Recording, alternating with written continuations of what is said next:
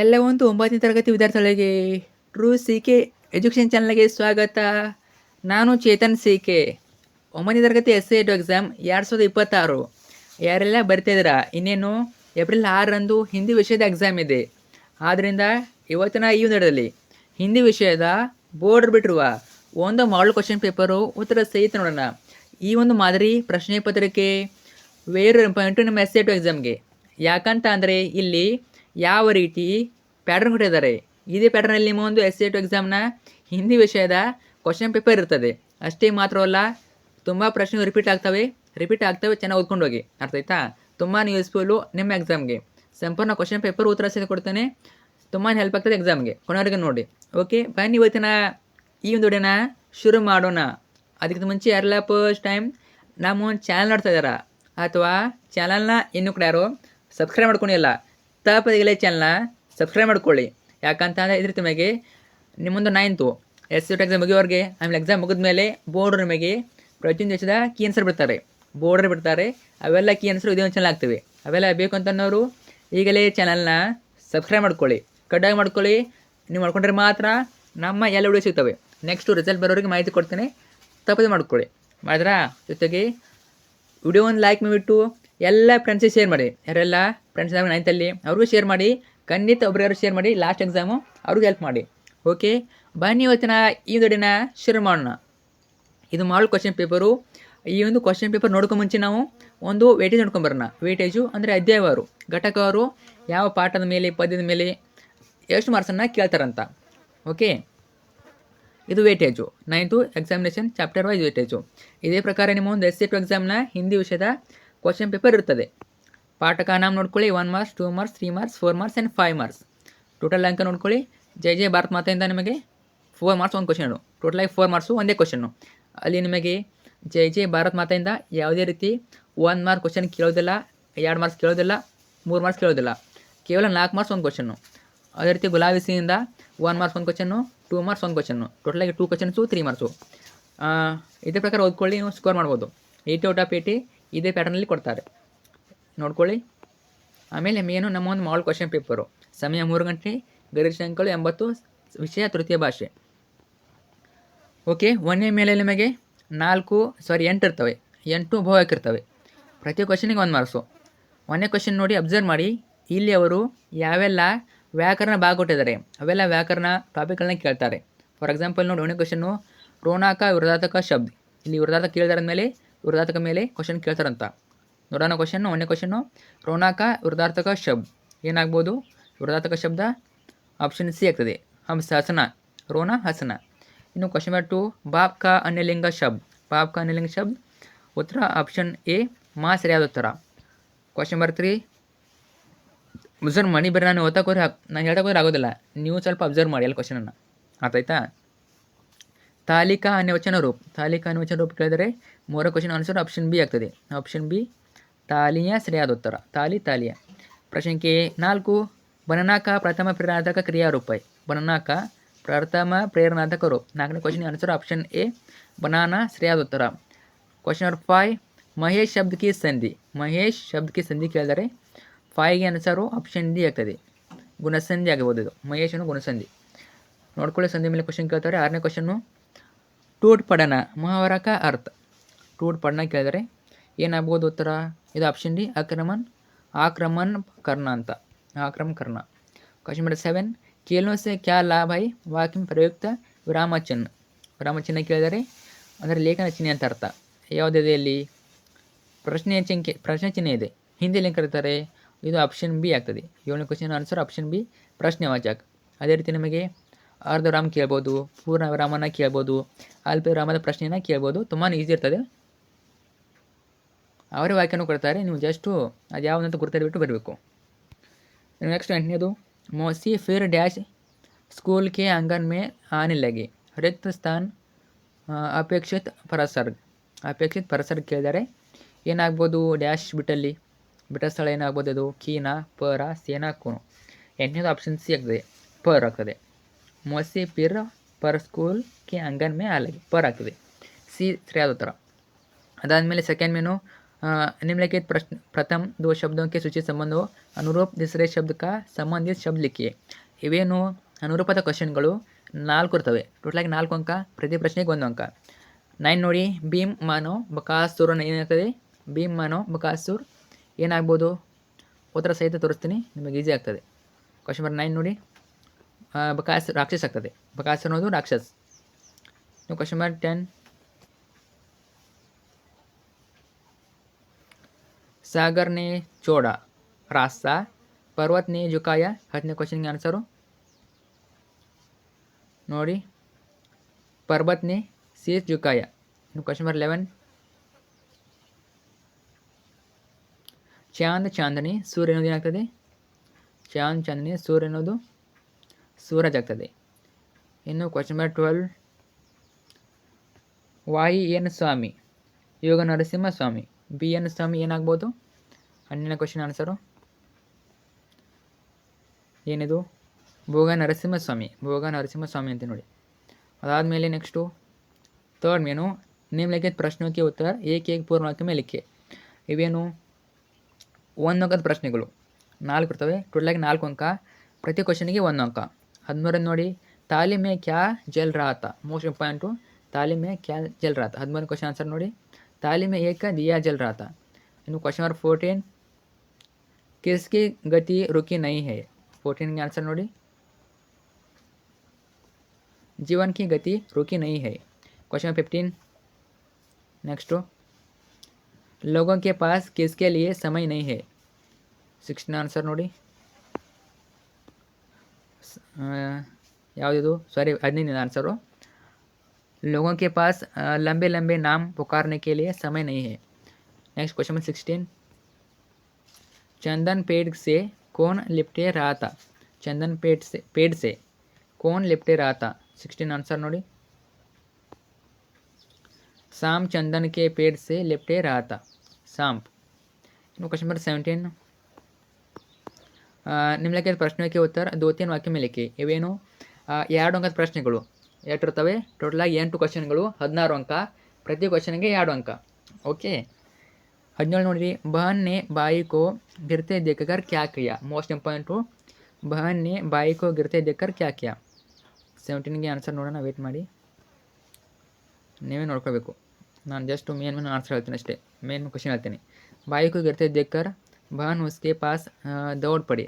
भाई खून से लथपथ पड़ा था, वह पुकारती रही भैया भैया. क्वेश्चन नंबर 18, ब्राह्मण के घर में सब लोग क्यों रो रहे थे. ಇದು ಕೂಡ ಇಂಪಾರ್ಟೆಂಟು. ಕ್ವಶನ್ ನಂಬರ್ 18 ನೋಡ್ಕೊಳ್ಳಿ. ब्राह्मण के घर में सब लोग इसलिए रो रहे थे कि उस एकचक्र नगर के लोग बारी बारी में बकासुर को अन्न, भैंस और आदमी बेचते थे. बारी बारी में बकासुर को अन्न, भैंस और आदमी बेचते थे. इस बार गरीब ब्राह्मण की बारी थी, इसलिए आदमी को बेचने के विषय को लेकर सब लोग रो रहे थे. आमेले क्वेश्चन नंबर 19, ब्राह्मण के घर में सब लोग क्यों रो रहे थे. ಇದಾಯಿತು 19. बाबूबाई ने पेड़ पर चढ़ते चढ़ते क्या सोचा. क्वेश्चन नंबर 19 आंसर ನೋಡ್ಕೊಳ್ಳಿ. पेड़ चढ़ते चढ़ते बाबूबाई ने यह सोचा कि बहुत अच्छे, मेरे तो किस्मत खुल गई, जितने नारियल चाहे तोड़ लूँ और पैसे भी न दूँ. क्या बात है. क्वेश्चन नंबर 20, मैं पूर्णता की खोज में दर दर भटकता ही रहा. पंक्ति का आशय क्या है. 20 क्वेश्चन आंसर ನೋಡ್ಕೊಳ್ಳಿ. पंक्तिಯನ್ನು आशय ಕೇಳಿದರೆ, आज मेरे सामने है रास्ता इतना बड़ा. पंक्ति का आशय यह है कि आज कवि के सामने बहुत से चुनौतियाँ हैं. ಇದೇ ಆನ್ಸರ್ ನೋಡ್ಕೊಳ್ಳಿ. ಇನ್ನೂ 5 ಮಿನಿಟ್ ನೋಡ್ಕೊಳ್ಳಿ, ಇನ್ನೂ ಕ್ವಶನ್ಸ್ ಇವೆ, ಹೇಳಬೇಕು. क्वेश्चन नंबर 21, एक से एक मिलने का परिणाम क्या होगा. 21 के आंसर ನೋಡ್ಕೊಳ್ಳಿ. ನೋಡಿ उत्तर, एक से एक मिलने के परिणाम ये होता है कि एक कतरा मिले. ನೋಡ್ಕೊಳ್ಳಿ. नेक्स्ट 22 22ನೇ क्वेश्चन, सौर लालटेन के बारे में लिखिए. 22 सौर लालटेन ನೋಡ್ಕೊಳ್ಳಿ. नेक्स्ट 23, ನೀವೇ ನೋಡ್ಕೋಬೇಕು. ವಿಡಿಯೋನಪ್ಪ ಆದಮೇಲೆ ಆನ್ಸರ್ ನೋಡ್ಕೊಳ್ಳಿ.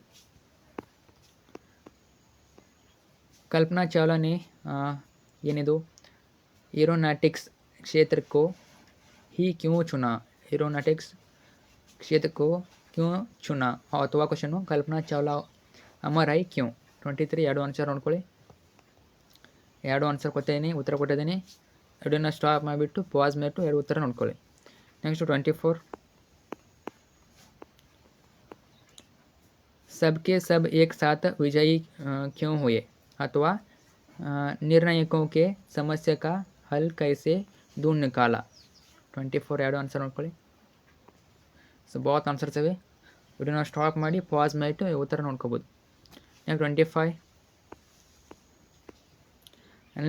निम्नलिखित प्रश्नों के उत्तर 3-4 वाक्य में लिखिए. इवेनो 3 मार्क्सು 9 ಕ್ವಶನ್ಸು, ಟೋಟಲಾಗಿ 27 ಮಾರ್ಕ್ಸು. ಪ್ರತಿ ಕ್ವಶನ್ಗೆ 3 ಮಾರ್ಕ್ಸು. 25 ನೋಡಿ, विवेकानंद ने जनता को ललकार कर क्या कहने को कहा? 29 ಆನ್ಸರ್ ನೋಡಿ. ಸೊ 25 ವಿವೇಕಾನಂದ ನೇ ಭಾರತ ಬಗ್ಗೆ ಹೇಳ್ತಾನೆ ಅವನು ಅಷ್ಟೇ. नेक्स्ट 26 सड़क दुर्घटनाओं से बचने के लिए हमें किन किन नियमों का पालन करना चाहिए? ನಿಯಮಗಳನ್ನ ಕೇಳಿದ್ದಾರೆ. 26 ನೋಡಿ, ये ತುಂಬಾ ಈಸಿ ಇರ್ತವೆ. हेलमेट पहनना चाहिए, चलती बस में नहीं चलना चाहिए और सड़क पर खेलना या ಬೇಡಾಗಿ नहीं चलना चाहिए. ಅಥವಾ ಬೇಡಾಗ ಅಂದರೆ ಬೇಡ ಅಂದರೆ ಏನದು, ಬೇಗ ನಾವು ಅಡ್ಡಾಡಬಾರ್ದು ಅಂತ ಅರ್ಥ, ಫಾಸ್ಟಾಗಿ. 27 ಏನಿದು, ಮಾಸ್ಮಾಯಿ ಪ್ರಪಾತ್ ಪರ್ लेखक को क्या क्या दिखाई देता है? 27 ಆನ್ಸರ್ ನೋಡಿ. ವಿಡಿಯೋನ ಪಾಸ್ ಮಾಡಿ ಉತ್ತರ ನೋಡ್ಕೊಳ್ಳಿ. 3 ಮಾರ್ಕ್ಸ್ ಟೋಟಲಾಗಿ. नेक्स्ट 28 पर्यावरण का महत्व समझाइए. मोस्ट इंपॉर्टेंट पर्यावरण का महत्व ನೋಡ್ಕೊಳ್ಳಿ, पर्यावरण महत्व. ಅದಾದಮೇಲೆ 29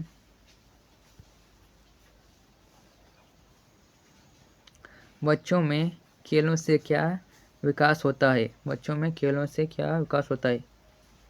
29 ಆನ್ಸರ್ ನೋಡ್ಬೋದು. परिश्रम ಇವ ಬರ್ತವೆ. लगन, परिश्रम, धैर्य, उत्साह तथा परस्पर सहयोग आदि गुणों का विकास होता है. नेक्स्ट 30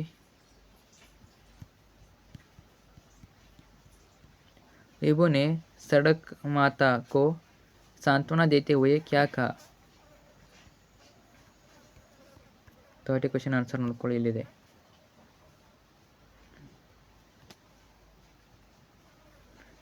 कित्तूर राज्य का पतन कैसे हुआ? ಇದು ಕೂಡ ಇಂಪಾರ್ಟೆಂಟು. 31 ನೋಡ್ಕೊಳ್ಳಿ, ಮಲ್ಲಸರ್ ಜಾಕೆ ಮೃತ್ಯು ಕೆ ಬಾದ್ ಚೆನ್ನಮ್ಮನೆ, ಇದೇ ಬರ್ತದೆ ಆನ್ಸರು. 32 ನಿಮ್ಲಿಕ್ಕೆ ದೋಹೆ ಕಾ ಭಾವಾರ್ಥ ಅಪ್ನೆ ಶಬ್ದ ಲಿಖಿ. ದೋಹೆ ಭಾವಾರ್ಥ ವೇರ್ ಇಂಪಾರ್ಟೆಂಟು. ನಿಮ್ಮ ಬುಕ್ಕಲ್ಲಿ ಯಾವೆಲ್ಲ ದೋಹೆ ಎಲ್ಲ ನೋಡ್ಕೊಳ್ಳಿ. ಒಂದು ದೋಹೆನ ಕೇಳ್ತಾರೆ, ಅರ್ಥ ಆಯ್ತಾ? ಒಂದು ದೋಹೆ ಬಂದೇ ಬರ್ತದೆ. ಇದು ಇಂಪಾರ್ಟೆಂಟು. ತರುವಾರ ಫಲ್ ನಹಿ ಖಾತ್ ಹೈ ನೋಡಿ, ದೋಹೆ ಭಾವಾರ್ಥ. ಸೊ ಕವಿ ಯಾವುದಿದು, ಪದ್ಯ ಯಾವುದು? ರೈಮ್ ಕೆ ದೋಹೆ. ಪೂರ್ತಿ ಪದ್ಯ ನೋಡ್ಕೊಳ್ಳಿ. ರೈಮ್ ಕೆ ದೋಹೆ ಪೂರ್ತಿ ದೋಹೆ ನೋಡ್ಕೊಳ್ಳಿ. ಅದರಲ್ಲಿ ಒಂದು ಕೇಳ್ತಾರೆ. ನಿಮಗೆ ಭಾವಾರ್ಥ ಕೂಡ ಬುಕ್ಕಲ್ಲಿ ಕೊಟ್ಟಿದ್ದಾರೆ, ಹಿಂದಿ ಬುಕ್ಕಲ್ಲಿ, ಅಲ್ಲಿ ನೋಡ್ಕೋಬೋದು. ನೆಕ್ಸ್ಟ್ 33 ಏನಿದು, ನಿಮ್ಲಿಖಿತ ವಾಕ್ಯ ಸಮೂಹ ಕಾ ಅನುವಾದ ಕನ್ನಡ ಯಾ ಅಂಗ್ರೇಜಿ ಮೇ ಕೀಜಿಯೆ. ಅವ್ರು ಹಿಂದಿಯಲ್ಲಿ ಕೊಟ್ಟಿರ್ತಾರೆ ವಾಕ್ಯವನ್ನು, ಅದನ್ನು ನಾವು ಕನ್ನಡ ಅಥವಾ ಇಂಗ್ಲೀಷ್ನಲ್ಲಿ ಅನುವಾದ ಮಾಡಬೇಕು. ಪೇರೋಂಕೋ ಏನಿದು, घसीटने हुए बाबूभाई चलने लगे. सागर के किनारे एक नाव वाला बैठा था, उसके सामने 2-4 नारियल पड़े थे. 33 ಆನ್ಸರ್ ನೋಡಿ ಕನ್ನಡದಲ್ಲಿ. ಬಾಬುಬಾಯಿ ತನ್ನ ಪಾದಗಳನ್ನು ಎಳೆದುಕೊಂಡು ನಡೆಯಲು ಪ್ರಾರಂಭಿಸಿದನು. ಸಮುದ್ರದ ತೀರದಲ್ಲಿ ದೋಣಿ ನಡೆಸಿನೊಬ್ಬ ಕುಳಿತಿದ್ದ. ಅವನ ಮುಂದೆ ಕೆಲವು ಎಳನೀರುಗಳು. 34 ನಿಮ್ಲಿಖಿತ ಪ್ರಶ್ನೋಕ ಉತ್ತರ 5-6 ಅಂದರೆ 5-6 ವಾಕ್ಯ ಅಂತ ಅರ್ಥ. ಇವೇನು 4 ಮಾರ್ಕ್ ಕ್ವಶನ್ಸು, ಅರ್ಥ ಆಯ್ತಾ? 5-7 ವಾಕ್ಯ ಅಂತ ಕರೀತಾರೆ ಹಿಂದಿಯಲ್ಲಿ. 4 ಮಾರ್ಕ್ಸು 2 ಕ್ವಶನ್, ಟೋಟಲಾಗಿ 8 ಮಾರ್ಕ್ಸು. ಪ್ರತಿ ಕ್ವಶನಿಗೆ 4 ಮಾರ್ಕ್ಸು. 34 मौसी के खुशी जीवन का वर्णन कीजिए ಅಥವಾ मौसी सेवा की मूर्ति है कैसे स्पष्ट कीजिए. Most important. ಈ 2 ಕ್ವಶನ್ ಒಂದು ಕೇಳ್ತಾರೆ.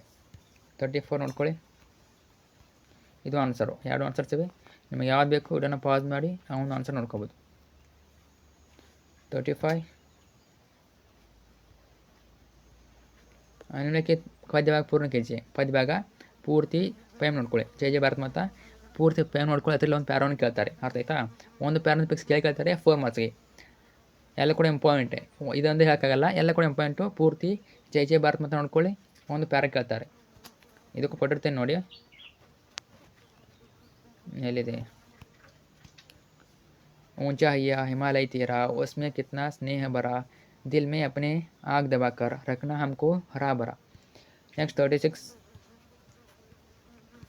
ಇದೇನು ಪದ್ಯ ಭಾಗ 4 ಮಾರ್ಕ್ಸ್ ಕೊಡ್ತಾರೆ, ತುಂಬಾ ಈಸಿ. ಮೇಲೆ ಪದ್ಯ ಭಾಗ, ಕೆಳಗಡೆ 4 ಕ್ವಶನ್ಸು, ಎಲ್ಲ ಕೂಡ ಅಲ್ಲೇ ಇರ್ತದೆ ಆನ್ಸರು.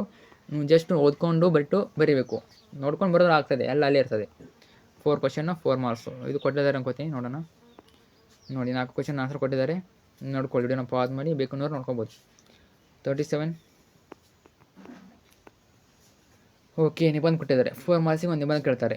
4 ಮಾರ್ಕ್ಸಿಗೆ ಒಂದು ನಿಬಂಧ, ಅವ್ರು 3 ಕೊಡ್ತಾರೆ ಚಾಯ್ಸು, ನೀವು ಒಂದು ನಿಬಂಧ ನೋಡ್ಕೊಳ್ಳಿ. ಈ 3 ನೋಡ್ಕೊಳ್ಳಿ, ಒಂದು ಕೇಳ್ತಾರೆ, ಅರ್ಥ ಆಯ್ತಾ? ಪುಸ್ತಕಾಲಯ ನೋಡ್ಕೊಳ್ಳಿ, ಸ್ವಚ್ಛತಾ ಅಭಿಯಾನ, ಅರ್ಥ ಆಯ್ತಾ? ಎರಡು ಇಂಪಾಯಿಂಟು, ಮೋಸ್ಟ್ ಇಂಪಾಯಿಂಟು ಪುಸ್ತಕಾಲಯ ಮತ್ತು ಸ್ವಚ್ಛತಾ ಅಭಿಯಾನ ಒಂದು ಕೇಳ್ತಾರೆ, ನೋಡ್ಕೊಳ್ಳಿ. 37 ಮತ್ತು ಗರ್ಲ್ಸ್ಗೆ ನೋಡ್ಕೊಳ್ಳಿ, ಅರ್ಥ ಆಯ್ತಾ? ಉತ್ತರ ನೋಡ್ಕೊಳ್ಳಿ. ಕೊಟ್ಟಿರ್ತಾರೆ ಪಾಯಿಂಟ್ಸನ್ನು, ಅರ್ಥ ಬರೀಲಿಕ್ಕೆ ಕೇಳ್ತಾರೆ, ಪ್ರಕಾರ ಬರೀಲಿಕ್ಕೆ ಕೇಳ್ತಾರೆ, ಲಾಭ ಬರೀಲಿಕ್ಕೆ ಕೇಳ್ತಾರೆ, ನೀವು ಬರೀಬೇಕು. ಆಮೇಲೆ ಪ್ರಸ್ತಾವನೆ ಹಾಕಿ, ಅದಾಯ್ತಾ? ಪ್ರಸ್ತಾವನೆ ಹಾಕಿ, ಆಮೇಲೆ ಉಪಸಂಹಾರ ಹಾಕಿ.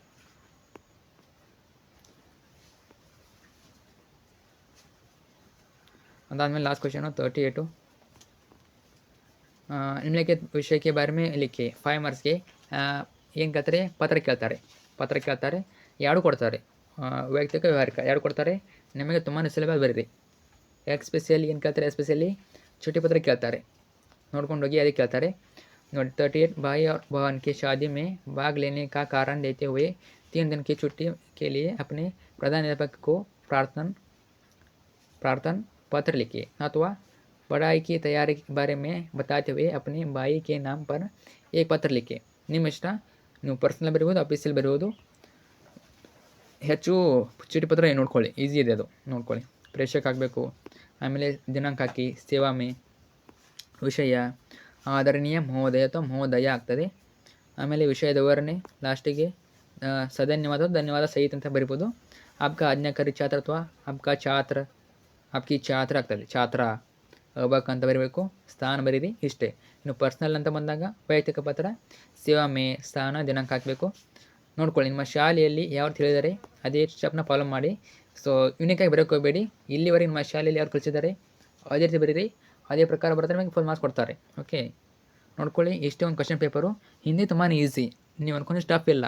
ಒಂದ್ಸಲ 2 ಸಲ ಓದ್ಕೊಳ್ಳಿ, ನಿಮಗೆ ಈಸಿ ಆಗ್ತದೆ. ಒಟ್ಟಿನಲ್ಲಿ ಯಾವುದೇ ಕ್ವಶನ್ ಬಿಡೋಕ್ಕೆ ಹೋಗಬೇಡಿ. ನಿಮಗೆ ಅದ್ರ ಬಗ್ಗೆ ಏನು ಗೊತ್ತಿದೆ ಅಷ್ಟನ್ನ ಬರೆದು ಬನ್ನಿ.